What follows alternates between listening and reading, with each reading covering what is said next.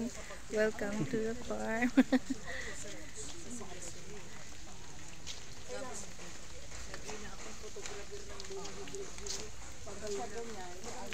Ikaw ang makakasabi niyan.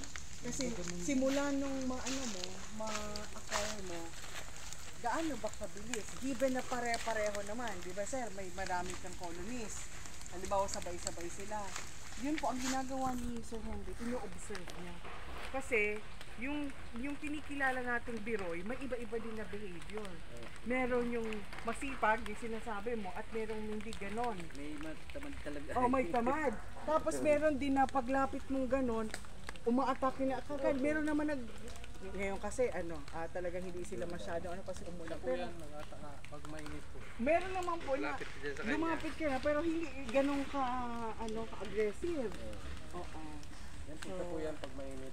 Lapit ka po dyan. Yung Sir Sammy, pagka i-observe mo kung Base sa experience ko, pag yung lumapit ka sa bubuyog, kapag dito ay sinigit agad, kayo yung masipag.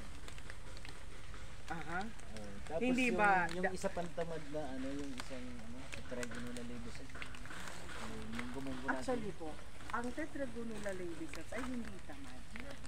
Siya talaga, yun talaga ang kanyang nature.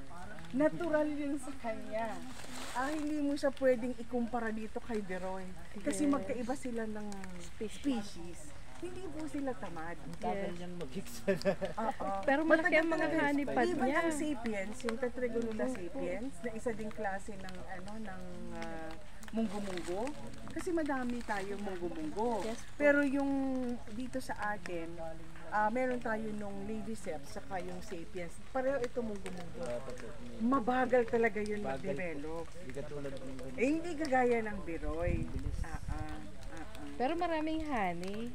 Doc, paano po yung mga Kasi honeypot yung nila? kanyang honeypot ng ladyceps ay bigger kaysa Bigger dito than- sa opo. Biroy. Yes po. Pero mabagal. Mabagal siya.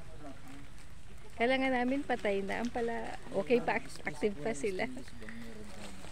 Dito po sa Pilipinas, base doon sa latest, yung tinanda ko for my PhD dissertation, meron tayong 5, dadagdagan nyo naging 15 na po. So, pero dito Hi, ma'am. Tapos yung nakita naman yung increase ng production ng baby cells, yun yung identify. parang mas marami nitong nakaraan. Wala po tayong carbonaria. Ang tetragonula carbonaria ay sa Australia. Pero kapatid yung Biroy.